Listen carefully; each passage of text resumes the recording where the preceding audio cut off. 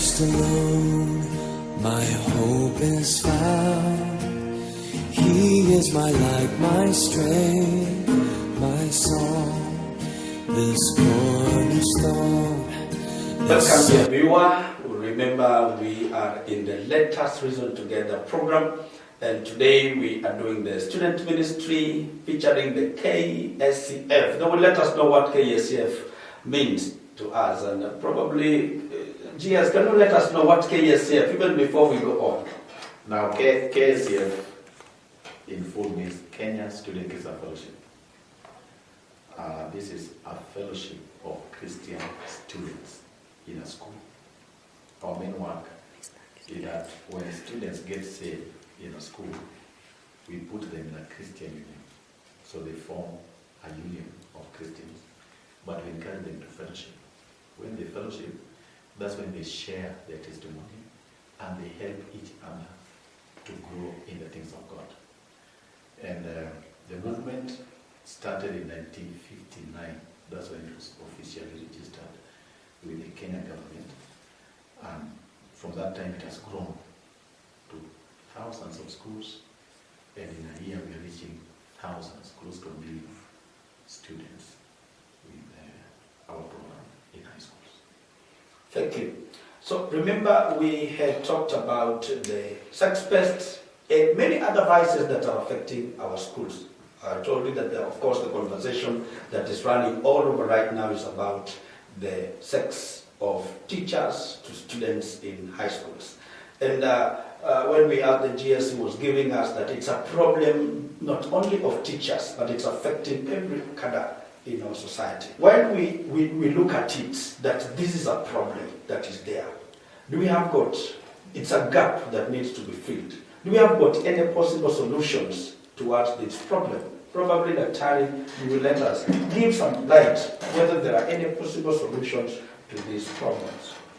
Well, yes, as GS mentioned earlier, this is a problem that is coming because of our societal structures. If you recall, some years back, mentioning the word sex was a taboo. Sure.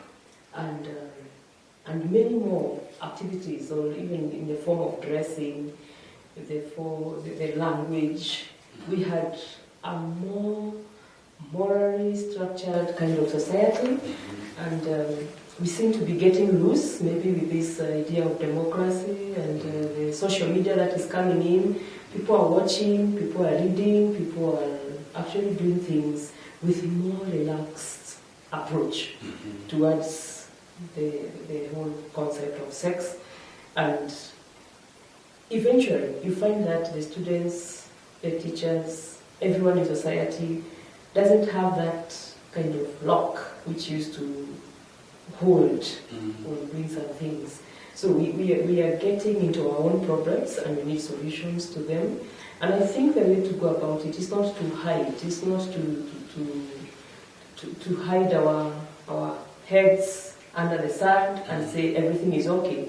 We should open up, especially from the family level, and start discussions with the children and let the children know that sex is a reality, is a gift from God, but it's supposed to be taken care of and protected for family upbringing, for procreation first and foremost, and for friendship. And then when it is done outside that context, it is wrong. And this language, this communication, just like it has come so openly, we as parents, as leaders in society, as teachers in schools, we should be able now to start talking to the students, start talking to whichever group that we are in about what is not happening right. And when we do that, then we could engage the groups in peer as far as we are concerned, according to their age groups. If we meet as mothers, we can talk about how our children are responding. If we meet as fathers, I don't know if fathers ever talk about sexuality, which is affecting their children. And it is good that they start talking, because from that communication, then we shall now be structuring back our value systems. And as long as we are not talking, we are letting another force put in information which need to be vetted or validated, and it is us, the leaders, who are responsible for that. That means there is no vacuum. That in case right things are not being done, wrong things will come into cover. Yeah. And that will cause a lot of influence and cause the whole trouble to continue to escalate. Yeah. So there is need now to tighten the loose fabrics that are there in the society structures. And I like your point whereby now it's not only we target a given people, but it's all over. The mothers are talking about it. The fathers are talking about it. The leaders at various levels are talking about this. And this is going even now to curtail and curb this problem that is affecting our society at large. Now let's come back to the Kenya Student Christian Fellowship, and we get to understand, do we have programs that are running that are helping even now to curb with your target group? Baraka. We have various programs that are running across the country, and for many decades, those programs has enhanced the young people in terms of their ability to discern evil. One of the programs that is running from the school level is the Bible study. KECF has been developing, the Kenya Students Christian Fellowship has been developing Bible study in two segments. One, the Bible study tackles the issues on doctrine. Issues on talking about God, talking about Christ, or talking about the Holy Spirit, the scripture and all that. But the second part about the Bible study tackles the contemporary issues. The same thing that we're discussing here about the sex-based and other issues in the society. The Bible study has structures to be able to address that. Therefore, students are grouped in smaller groups of between 7 to 10 students. They're able to deliberate on a specific area, having a guide that we produce on a yearly basis. Like on a national, or on a yearly basis, we're able to produce around 15,000 that we're distributing to all the schools across the country. That's the material. That is the guide to help the student to study the Bible. And then we have the second program that we do run about discipleship. Those who have come to be born again, they're able to be grouped and they're able to be taken through certain scripture, certain knowledge on how they can be grounded in the word of truth. That is the discipleship that we're able to undertake in our various schools. There are also programs that we run about career guidance, where we have professionals going to respective schools and they're able to train students on career guidance. Apart from the career guidance, we have the general guiding and counseling, where if there are specific issues that are there in the society, we're able to send professionals on those specific areas. If probably it's issues of drugs, we're able to pick out people who are good in drug issues and they're able to go and share with the students. If it is issues about sexuality, that is the same thing that we're able to address. If issues of medical issues, we're able to bring the professionals to discuss on guiding and counseling. Apart from that, we run Sunday services in the various schools, where students gather for 1 hour, for 1.5 hours, 2 hours, or 3 hours, depending on the structure of the schools, and they're able to be brought out to issues of Christianity. But at other institutions we have, especially those who are day schools, we're able to run a weekly day meeting for like an hour where issues of spirituality they're taken through. Then there are other programs like weekend challenges. There are rallies that we do run in our various schools. Weekend challenges from one school to another, rallies which is on a timely basis.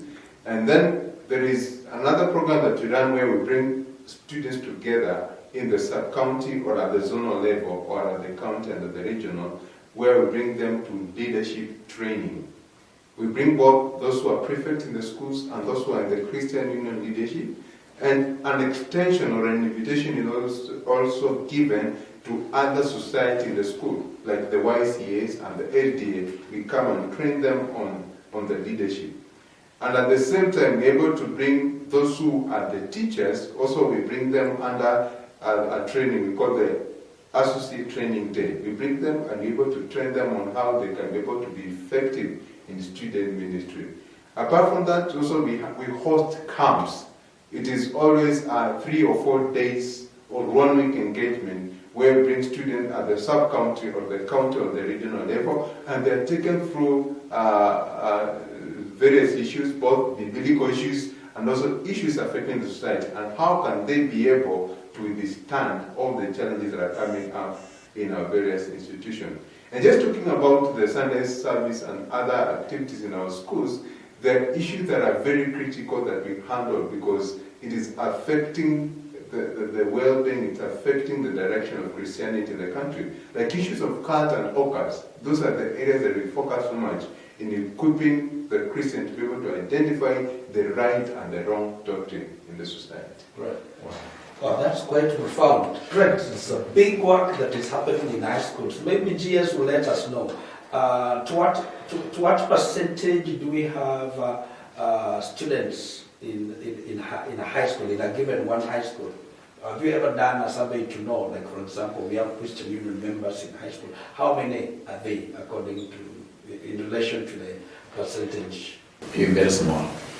The numbers of students who are Christians and are members of the Christian Union in comparison to the total population of students is low in terms of, if you have a population of 1,000 students, you might find those who are committed Christians, who know what they believe in, and they can defend their faith and share their faith with others.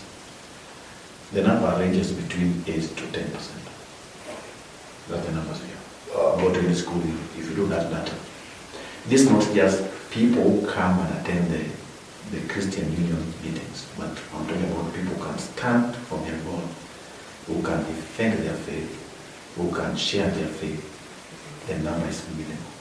And in case here, as Baraka is saying, this is the number we focus. We believe that if we train and equip this small team of believers, then they have the power to transform the whole school with their values, sharing their faith, and being able to transform their peers. So basically that is it. So the work we are doing in KCF is how do we bring these few numbers, equip, train them, so that they can impact a bigger number of today in their schools. Well, is this the same problem that transfers to the society? That we have got fewer members that are committed, that are faithful, that are ready even to defend their faith. Is it the same problem that translates to the society? Yes, it's quite a big problem because most of the time what you observe is that people are good churchgoers, people are good in doing things that are looking good, and especially on a Sunday, what is recognized as Christianity. Mm-hmm. But the bottom line of Christian impact, the faith impact in our lives, is actually left to chance. And we find that when there is a problem, most of the people tend to go to the other solutions. Mm-hmm. Like look at them when we lose relatives and you go to bury, you find people totally having lost hope. They kind of don't understand that there is life after death and that that person who has gone is not gone. Mm-hmm. If they died in the Lord, they shall resurrect. So what I'm talking about is applying the faith, mm-hmm. and therefore having the confidence, mm-hmm. and being able to stand out and speak about what they believe. Mm-hmm. So in the schools you find very few are willing to stand out. But I also note that in Christian unions on the Sunday service, the space is full. Mm-hmm. But when you call for the weekly meetings, then you have very few coming. And those are the ones we are referring to as the committed Christians. Wow. And when we take statistics, we do not want to take that big number, mm-hmm. because we want to take those whom we are working with, like who comes to those weekly meetings, mm-hmm. those who take the LTD programs, mm-hmm. and those who pass on the values they have received from the Christian Union through the Bible and the preacher, and the teacher, the trainer. They are normally very few. But even in the society, we still see the same things happening. What if that trouble is there, the percentages are low. They are still very low compared to the total population in a given school.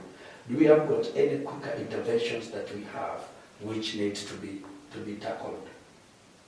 maybe we can talk about this. Let's have another break, and soon after that, we shall be talking about some of the interventions that KSCF as a body has so that we are able to increase the numbers of the members that are committed in Christian settings. In Christ alone, my hope is found.